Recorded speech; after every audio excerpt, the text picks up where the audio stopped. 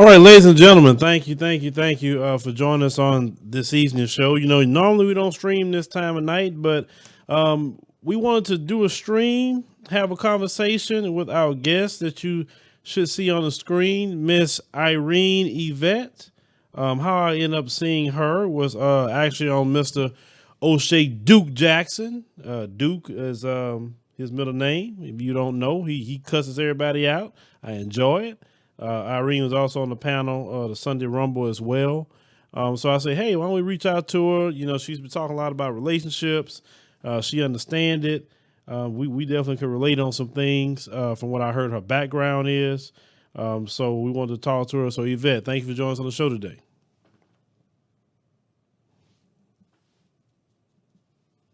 Microphone. Sorry. All Thanks for right. having All right. Now you with the 18.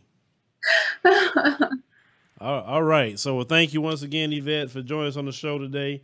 Um, for people that don't know you, could you tell people who you are? Yeah, my name is Irene Yvette. I have a channel here on YouTube called Irene Yvette, and I mostly do political talk. I answer questions. I have a series called Ask a Black Girl, which is the opportunity for people to ask questions who may not have encountered our people. Um, and yeah, I do talk a lot about relationships. I try to think of things that aren't openly discussed and discuss them. Okay. So before we get started, the topic Ask a Black Girl. Where did that come from? What inspired that? Because somebody in my comment section, because my platform, there are people of all different ethnicities that come onto the platform. And so somebody asked me about the N word. Why was it okay for Black people to use the word and not everybody else? And it's interesting throughout my life too, being from California, I've had a lot of white people who probably felt I was approachable. So they would ask me similar questions. I think questions that they were always curious about, but maybe weren't comfortable to ask. So I thought it would be a good opportunity to give people a chance to ask those questions, or Black people ask questions too, for our own people, just to ask questions, not just from a Black perspective, but also a female perspective. So you were from Southern California? I'm from North Cal. I'm from San Francisco. Okay. All right. So with the response to that question about, the N word, and they have asked me that same question too, but I'm curious, how did you respond? What I said was that I don't feel it's okay for anybody to use the word. I did also explain that all Black people don't use the word. All Black people don't approve of the word. But it is commonly used, especially like in hip hop culture. It's something that's used a lot, and that has nothing necessarily to do with our acceptance of it. Hip hop culture and Black culture are very different, and within the Black community, there are many different types of cultures, some of which it's more acceptable to use the word than others. But across the board, that I feel just nobody should use it, quite honestly. And I think that was the gist of my response. Yeah, I agree with you. I don't think we should use that at all, personally. I don't really like to advocate that usage because my thing is, when I grew up, we would use it among each other, but when you would have, the Caucasians come around, you're like, all right, you need to chill out with that because you don't want them to think, oh, it's cool, we can use it too, and then it'll become a problem. So nowadays, the younger ones, they use it all in front of everybody, and now this is why you have everybody having a pass to feel like they can use it. And then if you tell them about it, it's just a word, and they really have watered down what that really was, especially for our history. But earlier you mentioned that you was approachable. Why you feel you was approachable to people? I don't know. The first time I thought I might be approachable was, and I talk about these kind of things on my channel, actually. I tell a story about, I taught at a Montessori school. I was a teacher's aide, I should say, at a Montessori school. This is back like in my college years. And there was, it was a Montessori school in the Midwest in a very segregated city. And the part of the city I was in was very, very wealthy. Lots of mansions, like bona fide mansions, things like that. And a lot of these children had never seen anybody Black. I didn't know that coming from California until a little boy came up to me and literally touched me. This is not even a joke. He touched me and he goes, "Does it come off?" Now, this is something like out of a movie. I was in a movie moment. And throughout my life, I've had instances like that with adults as well, asking me, what do I think about, Black people that can pass for white? Why they think I'm approachable? I don't know, probably because I seem like I'm, I won't get angry. I probably seem like I'm very fair and balanced. Like they say, the stream has resumed. Hold on, just give me a second. Oh, you see it? You see it came back? I do see it. It's trying. It's working its way. Okay. Yeah. It's going in and out. Lord Jesus, going in and out. I don't get what's going on. Even let me try something else. Let me see. Let's stop something. All right. Yeah, it's not my connection. It's YouTube. It's YouTube. That's all it is to it. I mean, maybe they have a lot of people. No, I just think a lot of people's on tonight. I really think that's what it is. And if it's going to be like that, I'll just have to just record the conversation, just upload it if it's going to be a problem tonight. Is it still buffering on your end? No, it looks like it's good. Okay. Well, if you say it's good, guys, let me know. Press 1 if it's good. That way we'll continue to talk. I don't want her talking and then you guys don't hear anything.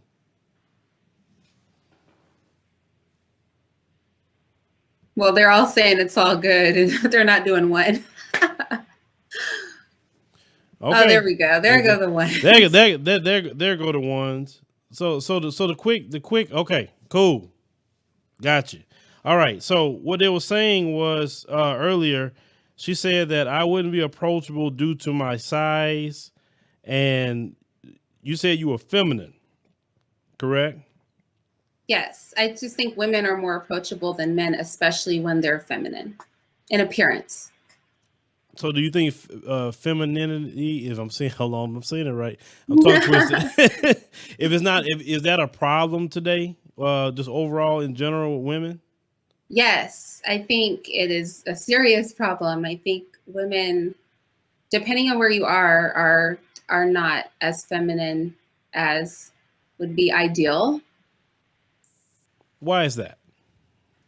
I think that society really is promoting a sort of androgynous sort of society where both the physical traits of people and their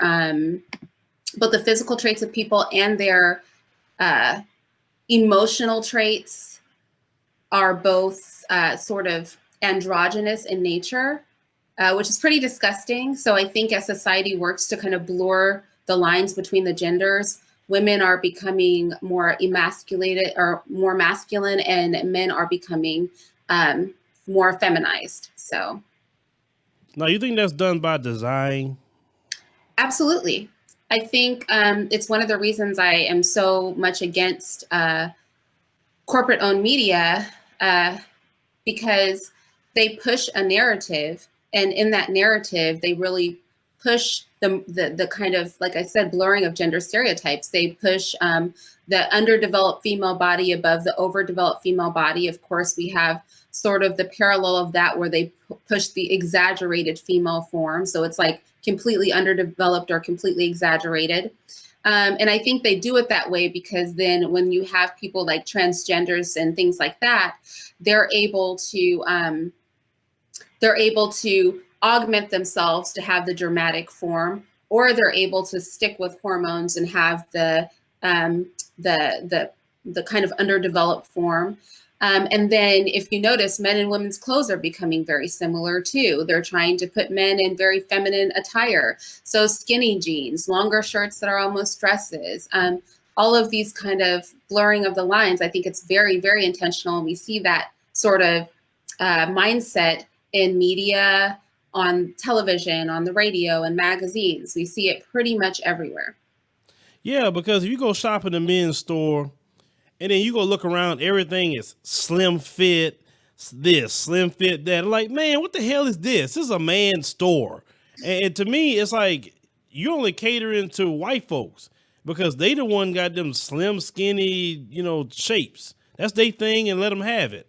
But us black folks, we got size a lot of times, or whatever the case may be. And I'm like, where's the regular fit clothes? And it's hard to find regular fit clothes in certain stores. I'll say, when did slim fit just took over in the men's section? I mean, back in the day, slim fit was more so like skater clothes, those kind of guys. But now it's just like you said. And if you say something like we was on that Rumble show, and the reason why I was getting upset with all that, well, they don't consider our feelings. And I'm like, man, look, I grew up in a time period, Irene, where men not even supposed to show no one that they even cry. Not to say they don't. And I remember I asked my grandpa and them a long time ago, I said, why you don't show nobody that you cry? He said, you don't let nobody see you in a point of weakness. He said, you do that alone. And that's the way they always felt. But now today we see men crying and men in their feelings. And then if I say that, I have a bunch of dudes who's going off because I can tell right then and there, like, okay, you wasn't raised with your father. I know you wasn't, because you wouldn't even care what I would say at that point. And I think that also goes back to what we're talking about, the topic, what type of man should a woman submit to? Now, do you think that kind of man would get submission from a woman? He could get submission from a woman. It would probably be dysfunctional, though. The thing is that a hyper emotional man is unstable. I feel like men that are hyper emotional, those are the kind that are more prone to be abusive, things like that. They just completely lack self-control. A lack of self-control is something that's very common in my sex, and men are built to be the opposite of us. But with men being feminized, it's common for them to be very in their emotions, to not have the level of detachment that is healthy, common, and was the norm for men, as you were saying, for so long. Now it is, again, with the emotionality, lines that are blurred, where a man might react very similarly,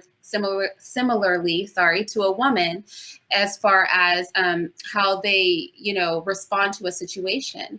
And I think that's actually pretty disgusting and unattractive. I think if you have a choice, I wouldn't personally be in submission to a man like that, because you can't have two people in the relationship that are hyper emotional.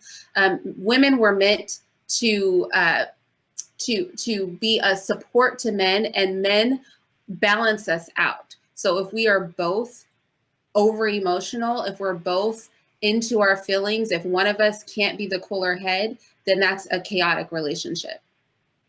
Yes, it is. And it's like that yin and yang thing. You can't, somebody got to be the opposite. And it's sad that you see a lot of men being feminine, and then you see a lot of women having this masculine trait. And because of all this masculine traits, that's why they feel whoring is okay. And you have women meeting men on different websites, and they don't have no problem sleeping with them the first day they met them. Now, back in the day, those dudes will hope they can get that. Now it's women that'll push that a lot more than men. So do you feel that women lowered themselves to a point now? Because that's why a lot of dudes don't want to get married, because it's like, okay, you be like Kanye crying on video talking about all these dudes and been with your wife. Yeah, I think that society has encouraged women to think that we are just like men. Which is very interesting to me, because we are not just like men. We are definitely equal in value to men, but we are not the same. And I think women have kind of ran with this idea that everything men do, we should do. Now, I'm not saying heavy promiscuity is good in men also. What I will say is women, when we are engaging in intercourse, we're taking a submissive stance. We're being penetrated. It's not the same thing at all. We also run a higher risk, because then we have pregnancy. And this kind of, whoredom that women are engaging in these days is very dangerous, because then it runs into other things. Then we're getting pregnant. A lot of women then are getting abortions. They're wrecking their bodies.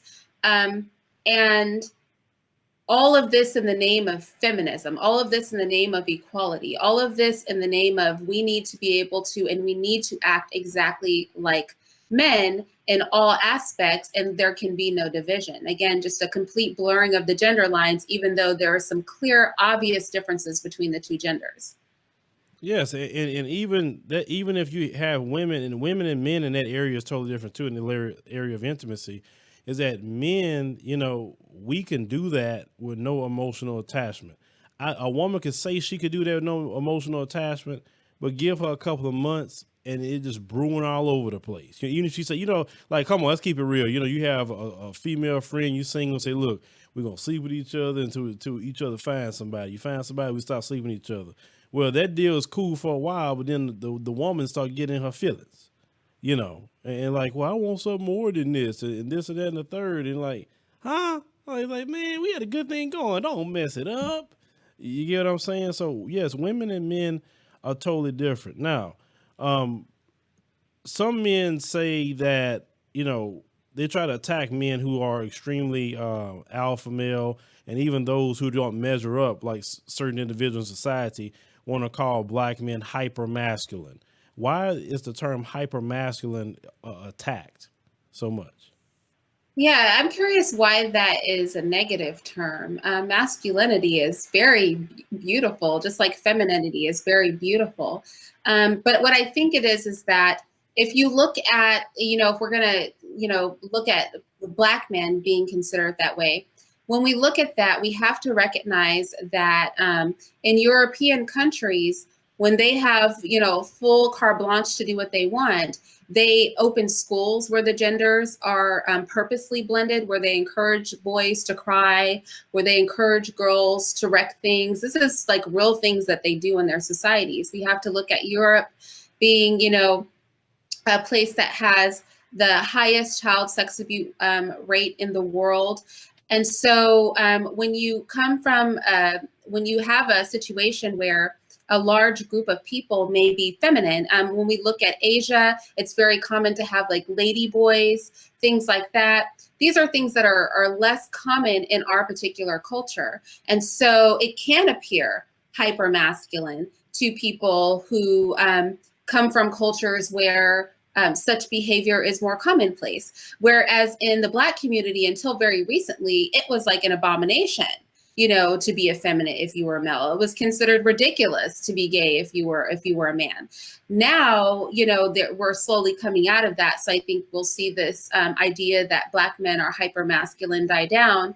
But I think it's more a comparison of what people are used to and what our men are presenting. And then it's also probably a remnant of slavery, where, we were considered beasts and animals. So Black men were sort of fetishized as, as being extra strong, extra aggressive, extra all of those things. So some of it could be cultural, genuinely that in our community, some of these more effeminate traits are just now creeping up and haven't historically been there. Some of it could be, especially here in the States, remnants from slavery, where it was literally perpetrated that Black men were part beast. And so they had beastly qualities, ergo they're hypermasculine. So why is it that some women, because I see women doing this, why some women are accepting of this feminization of men? Because women could shut a lot of that down. Yeah, women, we're our own worst enemies. I think, honestly, with feminism in place, a lot of women subscribe to that belief. I think also because we don't have healthy female role models a lot of the time, we view masculinity as a pathology, as an issue.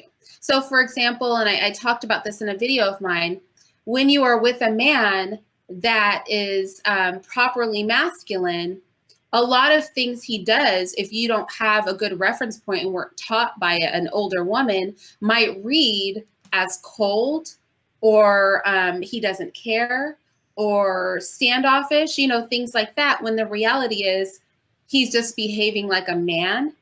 And you're misinterpreting it because you're reading him based on if you were behaving that way, what it would mean.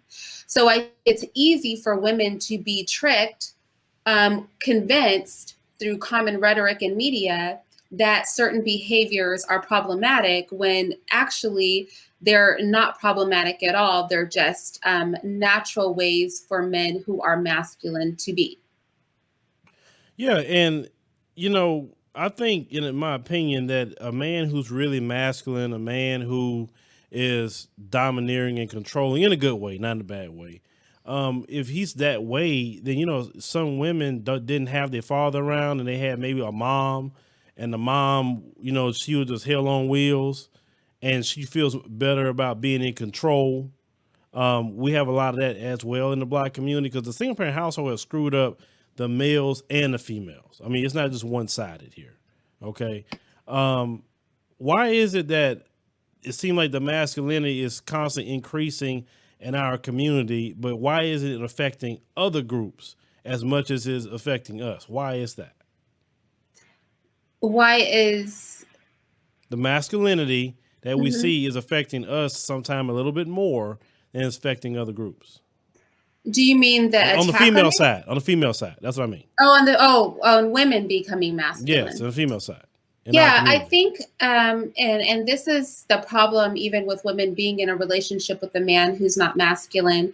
I think when you enter into a situation where there's not that male energy, it has to be compensated for.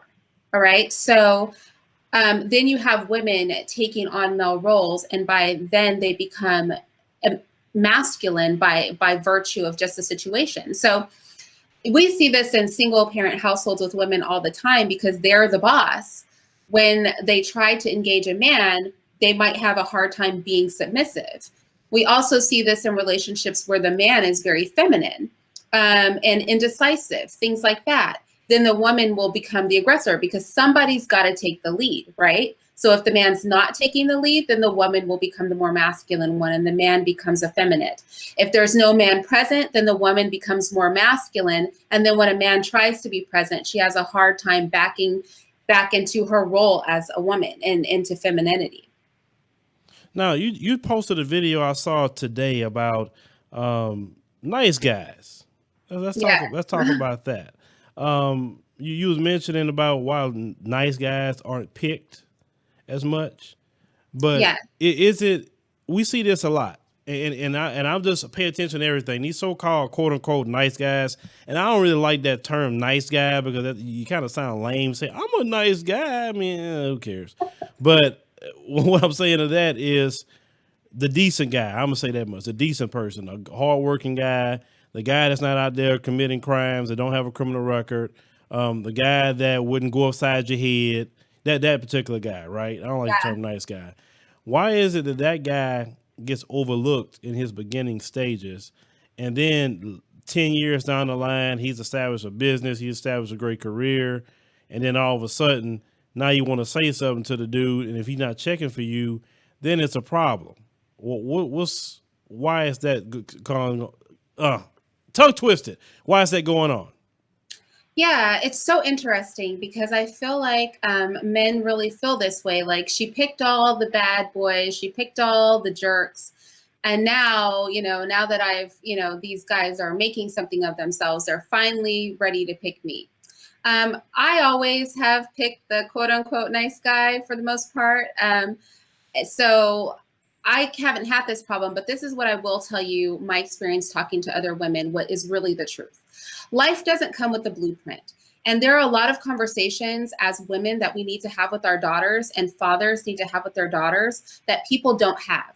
And that is laying out the lay of the land of humanity for them. Like there are guys that only want your vagina. They're going to come at it like this. You know what I mean? These are the people that you need to watch out for. Sometimes we don't have practical conversations with our kids. So what happens is then adults grow up and then they just go with their emotion and their feeling, especially women. Okay. So, masculinity is exciting and jerks tend to be masculine because they want something. So they're aggressive about getting it. And so women might engage that, and everybody doesn't learn the first time that, there's a pattern that's happening.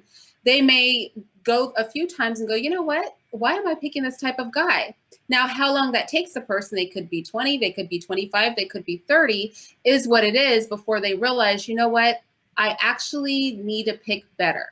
And I think men sometimes read that as, oh, she just let everybody run through her. And now, that she's all used up and, chewed away, she wants me. No, everybody matures at a different rate. Like I said, I, got married young and picked a nice guy. When I was, going to church, my first boyfriends when I was young are sweet men, masculine, but kind and loving. It was actually very late in life that I met a bad boy. And I was able to identify that's what I didn't want pretty much right off because I had experienced something different. But everybody's path is different. Everybody learns at a different rate. Some people never learn. Some women just go their whole lives and just stick with jerks. So it's not necessarily that, they've done what they're going to do. And now that I'm ready to settle down, I'm going to pick better. Sometimes people just don't know how to pick better until life has taught them that lesson. But see, teaching you a lesson. And this is a mistake I'm just saying a lot of women make, and I can write a book about why a lot of women just aren't married and why they're not going to get married. In the process of you learning, why couldn't you learn? And let's say you just have one child out of the situation. Why did you learn 2 and 3 and 4 kids later? And then you want to back door to a brother who actually don't have no kids and he's doing good for himself. And you're interested, but now like that's going on too.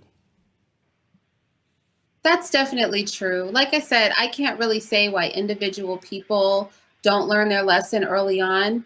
But what I will say is this.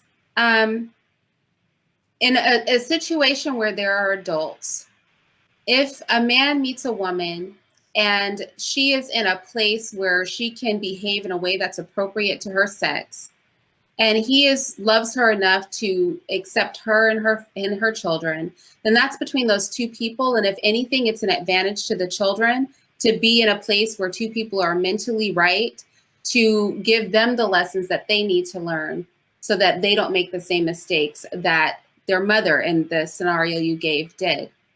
I think at the end of the day, it's everybody wants to pick what they believe is the best for their stage in life. So for some women, the best could be the guy with the most money. For some people, the best could be, the most beautiful woman who can't put a meal together to save her life. But our idea of what the best is changes. So for example, a lot of times guys might chase the prettiest girl in the room, and she might be useless for anything other than having sex with her and being pretty. But then those men grow up and they go, you know what? I could go with somebody who's attractive, but actually has something else. I don't need to have the finest girl who basically is a dinglehead.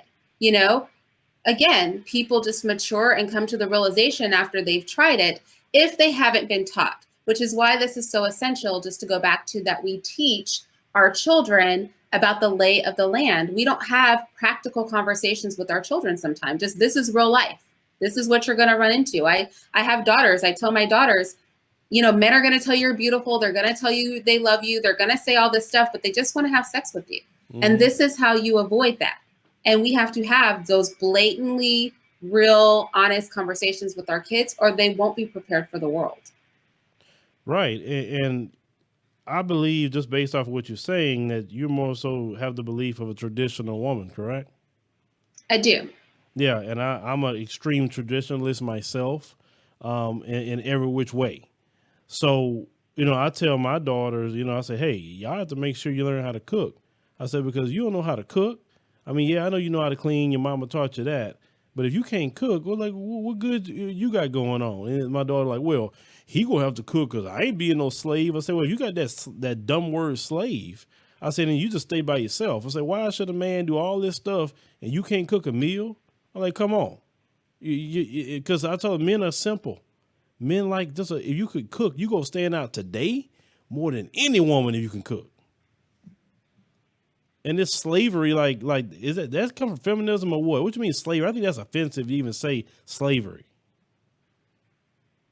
Yeah, I totally agree with that. My 10-year-old daughter cooked dinner tonight, baked chicken with asparagus. She knows how to bake bread from scratch, and she's 10. So I think it's essential that we teach our girls life skills. It's good to know in general, and it's just appropriate for their sex, and it will attract the right type of man as well. But I also think the idea, just to go to your question of slavery, um, there's an attack on womanhood as well. Women are taught that, you know, being a stay-at-home mom is oppressive, not a privilege. To have a man that would support you so that you can be with your children, but that's oppressive. Women are taught that carrying a child is oppressive, you know, which is why so many want to kill their babies.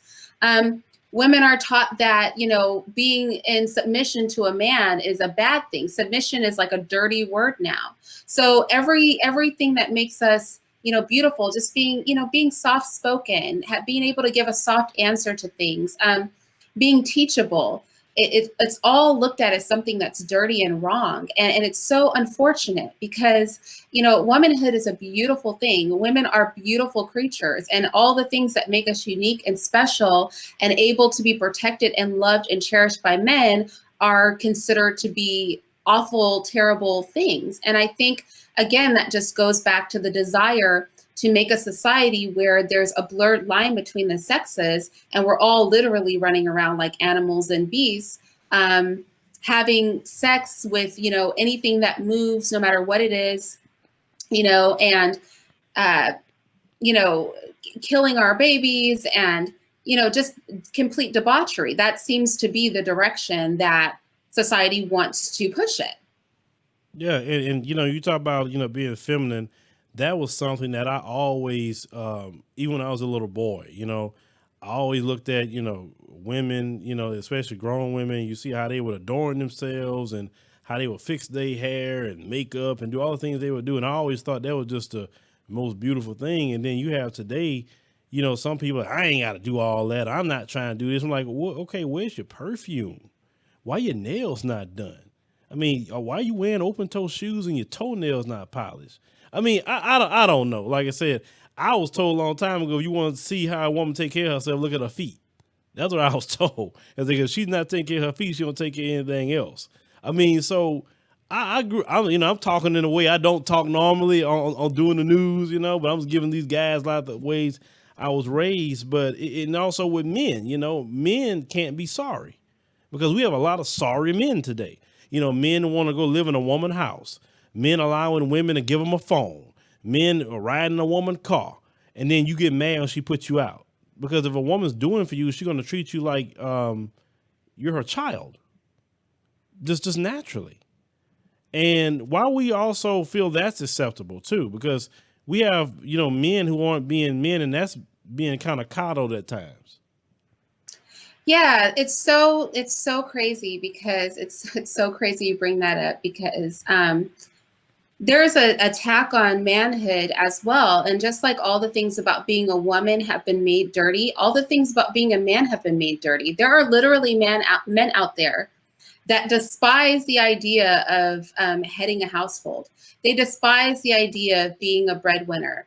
They despise the idea, you know, they view, you know, they view their position as a burden or as somehow oppressive, or, you know, they view women as like these horrible creatures that, you know, just, you know, want to leech off of them and serve them and things like that. It's like nobody can appreciate, you know, the traditional roles we're meant to play.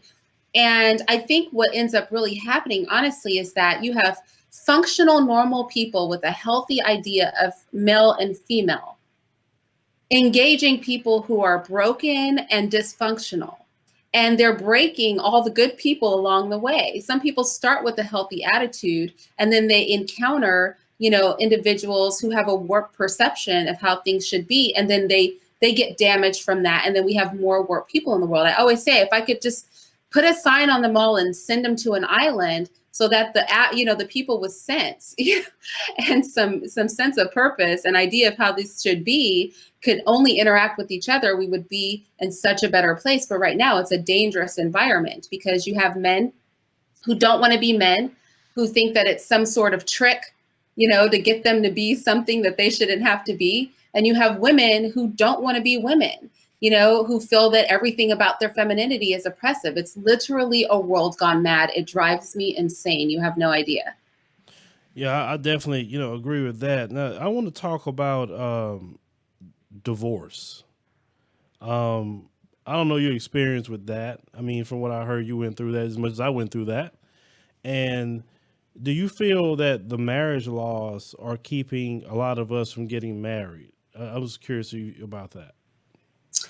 Um, I don't, here's the thing. I don't know that the laws are keeping us from doing anything. I do think, and I'm basing this on something I haven't had to deal with, okay? Because fortunately, I picked my husband well, and so the last thing we wanted to do was drag each other through court. So I picked wisely. I picked somebody who was like-minded like me, who would rather, if we can work it out on our own, that we do that.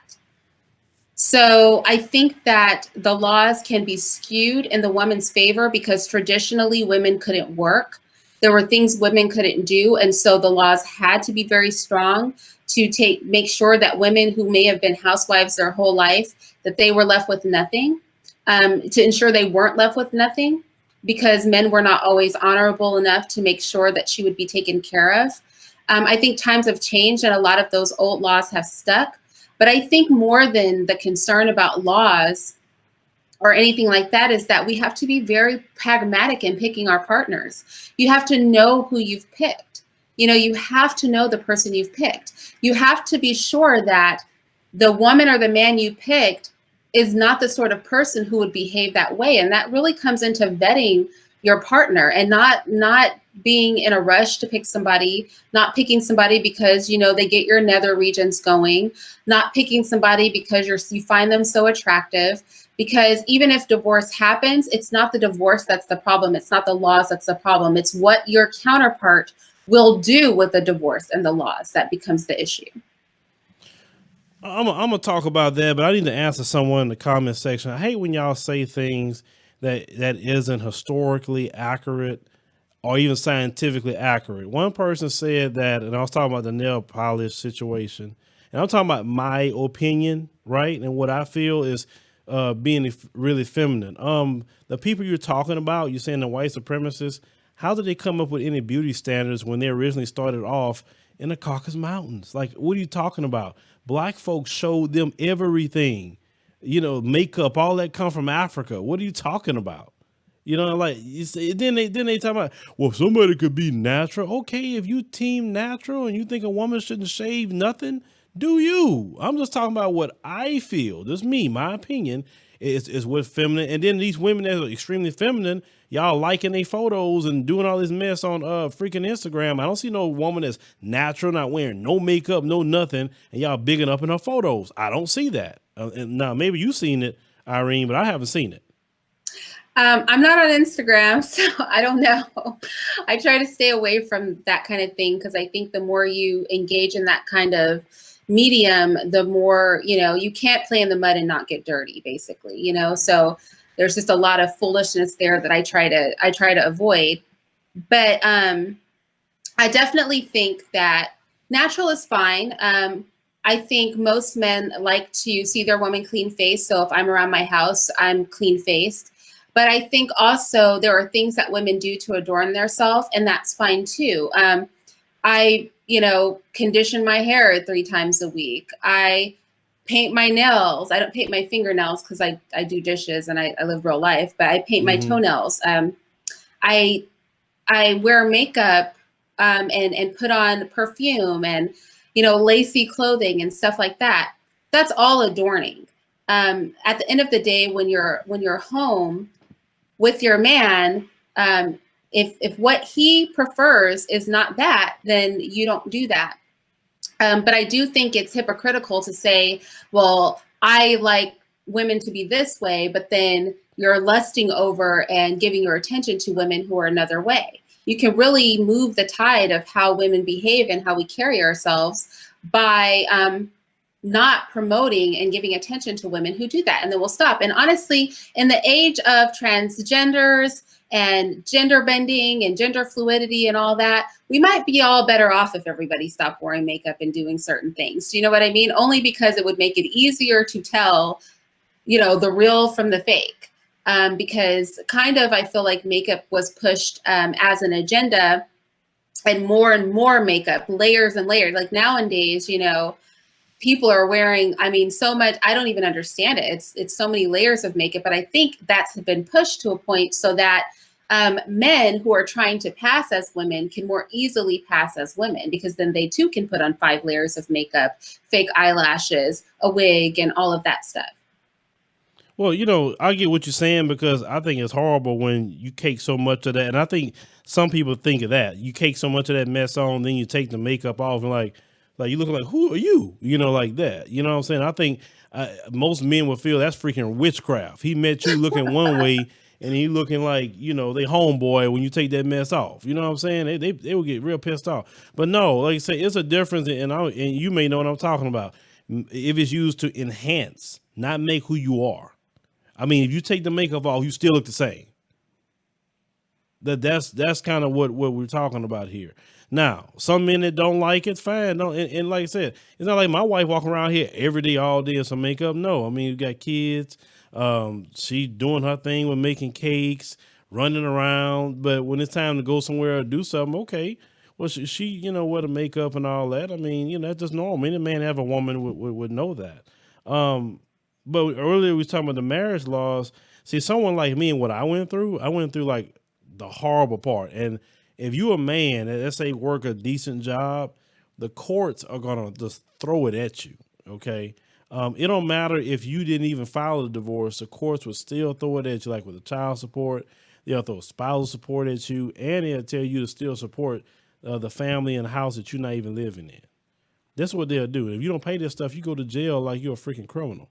Same thing with child support. And I feel child support, you know, should be for if you're not paying. And then you're given a chance, and then now they're going to put child support on you.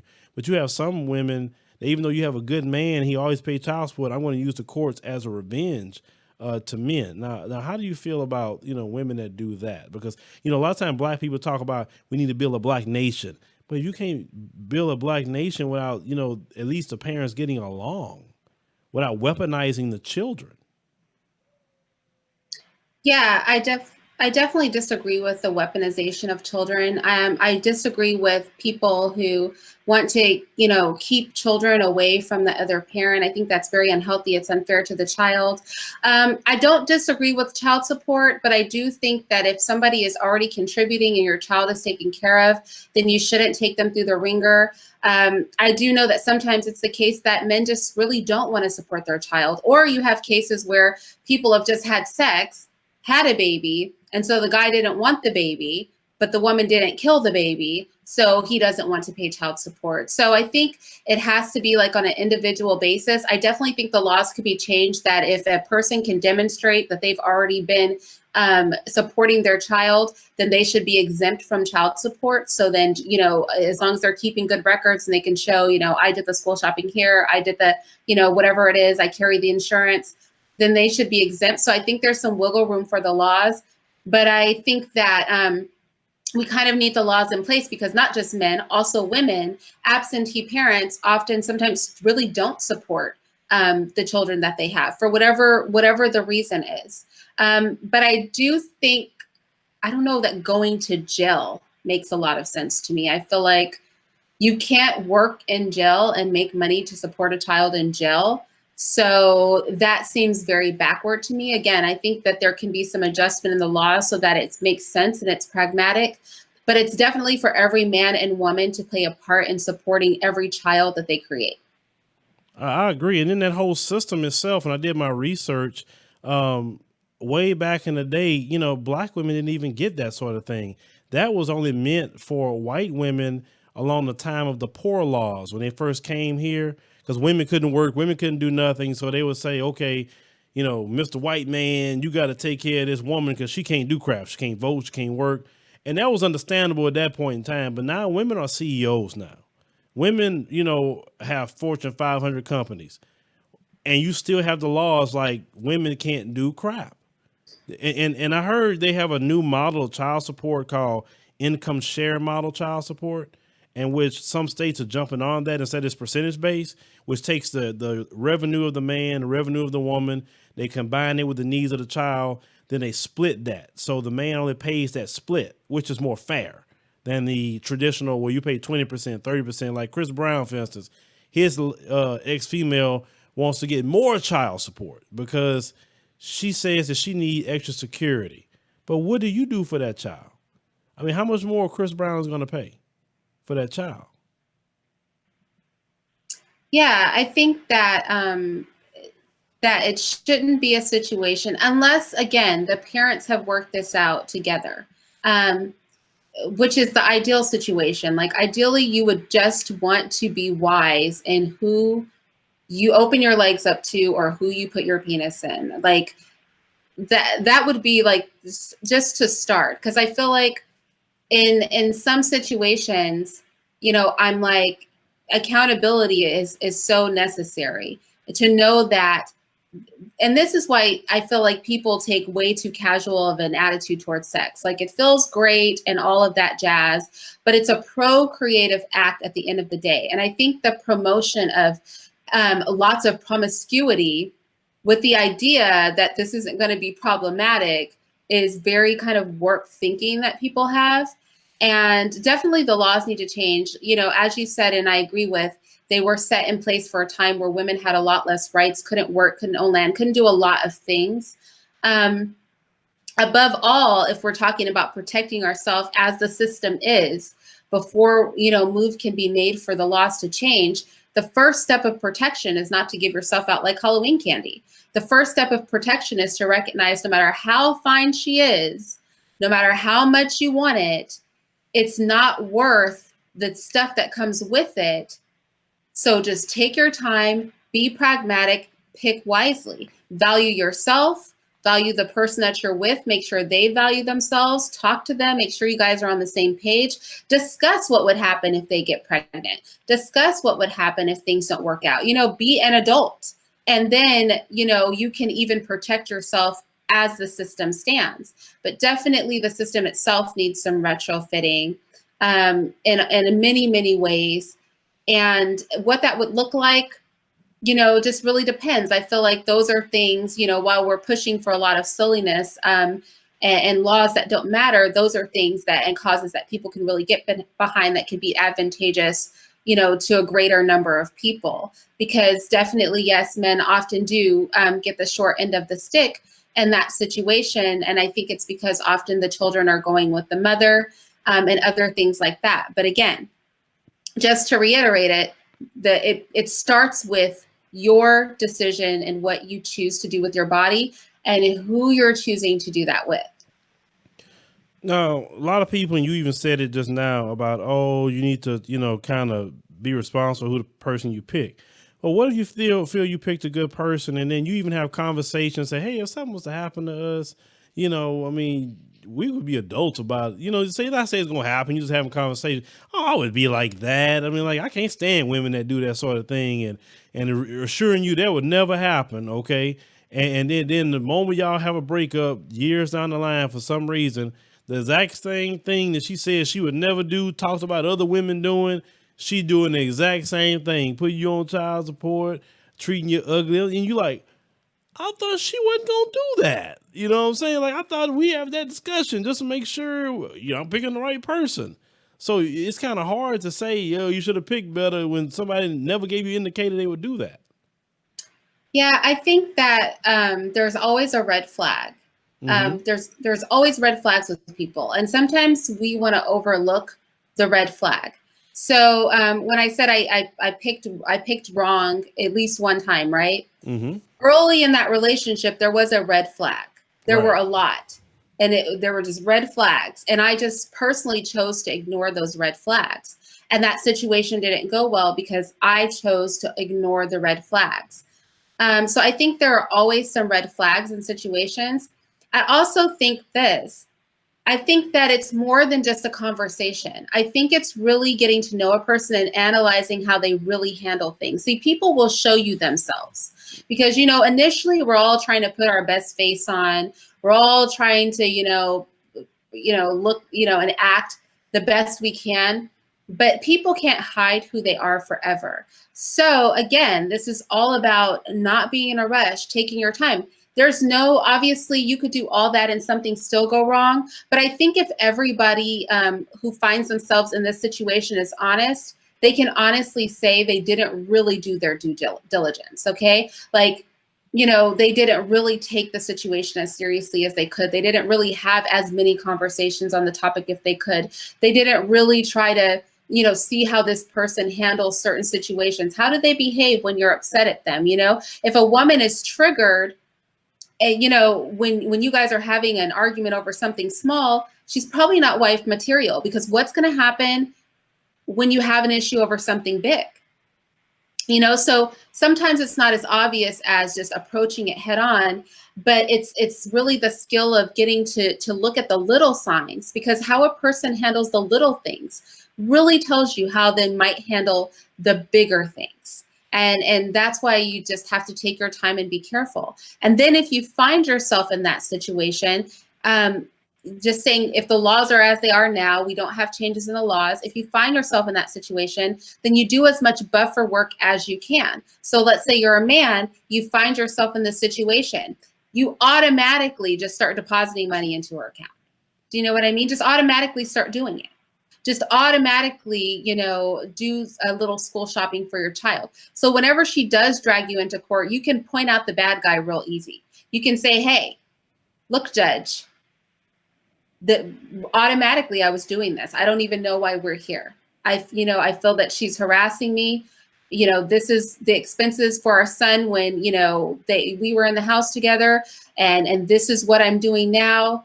And, so I think in that sense, when you do get caught up in that beast, let's say you really have done all you could, then it's time to be pragmatic and wise about how you handle the situation, keeping a cool head, and looking at where might this go, and how can I protect myself?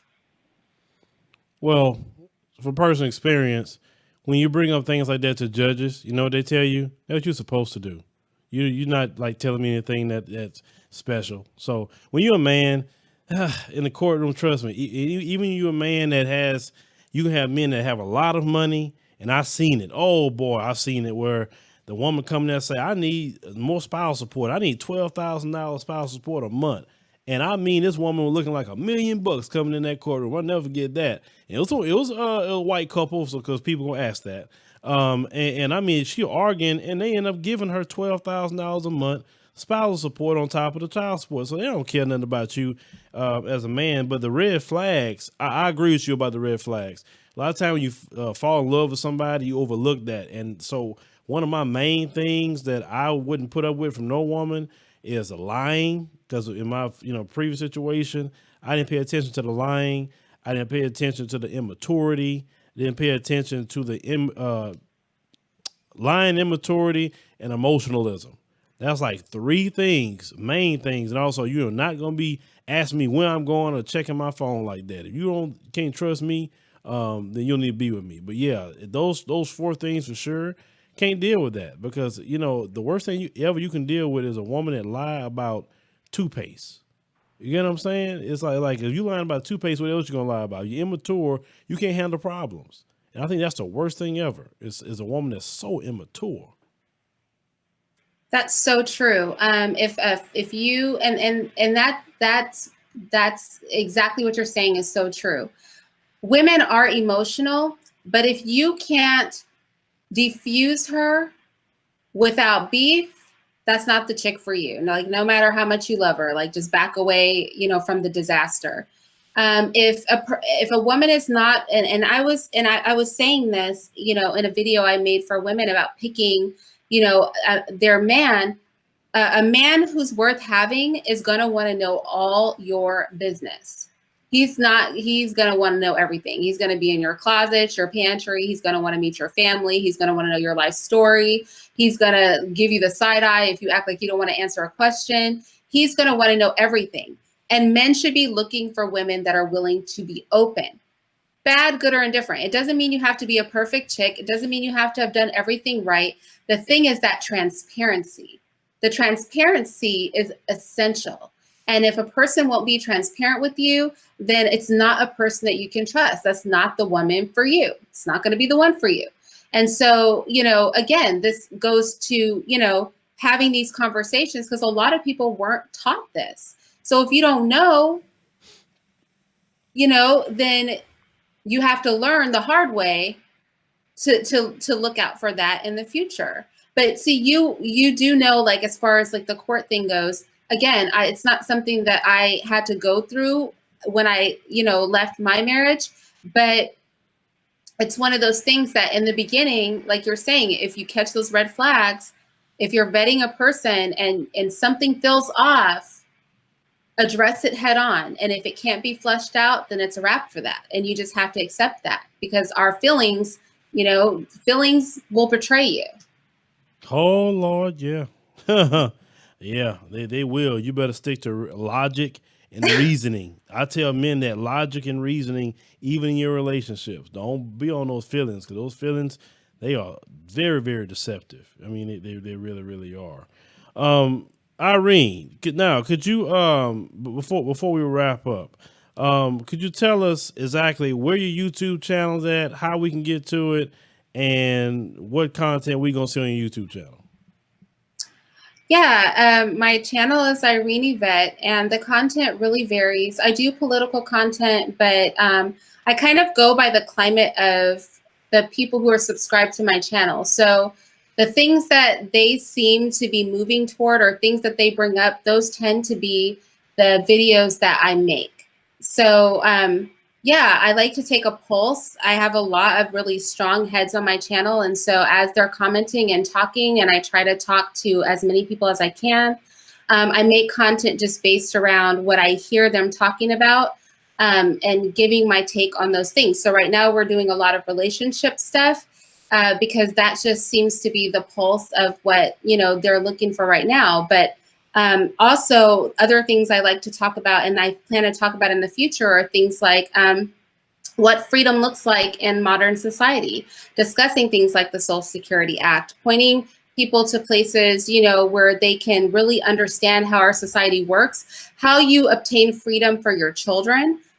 Because a lot of us were kind of built into systems where we got birth certificates, Social Security cards, things like that, and got locked into a system and can't get out. What it means to, choose to opt for a different path. So maybe incorporating your name, things like that. What laws are actually in existence. How do you obtain a passport if you don't have a birth certificate and Social Security card? What makes you an American citizen? Things like that. So, staying away from media. So those are the things that are near and dear to my heart. But then I also make sure that I address, the topics that seem important to the people that are subscribed to my channel as well.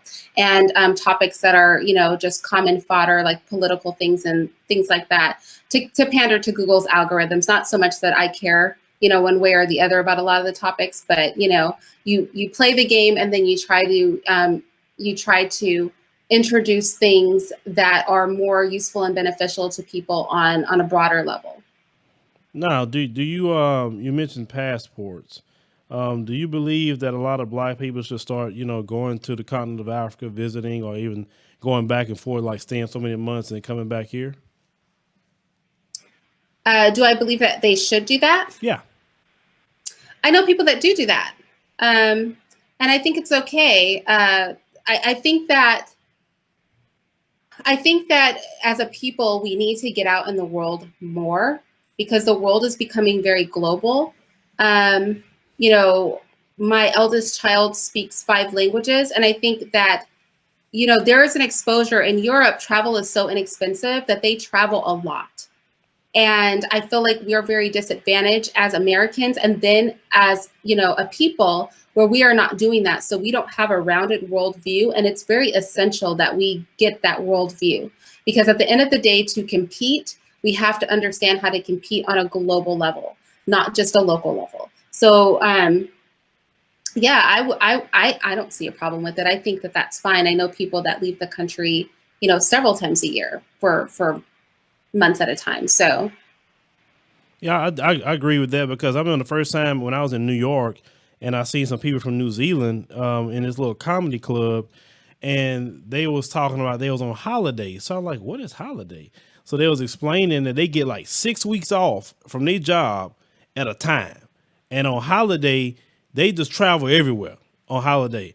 And you lucky in America to get 2 or 3 weeks off on a job. You know what I'm saying? And they may be fussing about you taking too much in a row. And that's why when I went to Ethiopia, Irene, I was like, America's oppressive. Like, man, it's like they oppress everything that we do. I mean, like, we are so micromanaged in this country. Like, for everything we're micromanaged. Like, we don't have no freedom. I mean, none of us do. And I'm like, I would love to be off. You know, like most people I know that work a job would love to be off 6 weeks at a time. You know, it's so funny. And people don't realize, you know, there are a lot of things you can invest your money in. So I don't have TVs, but I know people pay, and you can correct me if I'm wrong. I'm just guessing from what I've heard people say, you know, 100, 200, sometimes more a month for cable television. Or, you know, invest money like just in different places that could be cut short. So if you cut those things short, you can really broaden your horizons and go and do more. And a lot of places are cheaper to travel to than you would realize. You know, start someplace small, you know, where you can go and the cost is a little bit lower. Try to do those things because it's so important, one, that you have a more rounded view, because I think, you know, you'll be more pragmatic about what you do in your day-to-day life when you've had more exposure and experience. You know, every person and every situation won't seem novel and exciting to you. And also, just because, you know, when you're so focused on, you know, narrow things and just passively, you know, having experiences such as television and music and things like that, you miss out on the real world and on real life. So forget the concert, forget the cable television, you know, get a cheap talk and text plan on your phone and get yourself a passport and start just taking little trips, especially if you're single and you don't have anything else to do with yourself. Get out in the world and explore and get a broader sense of what there is to offer. Network yourself. That opens doors for you. And you can do things and be outside of the box and maybe even go the entrepreneurial route. See what you're good at, what you have to offer. And you don't have to be beholden to a job per se. If you are creative and determined and you think outside of the box, just think outside of the box. So few people are doing it, you'll definitely be successful. Now that I agree with.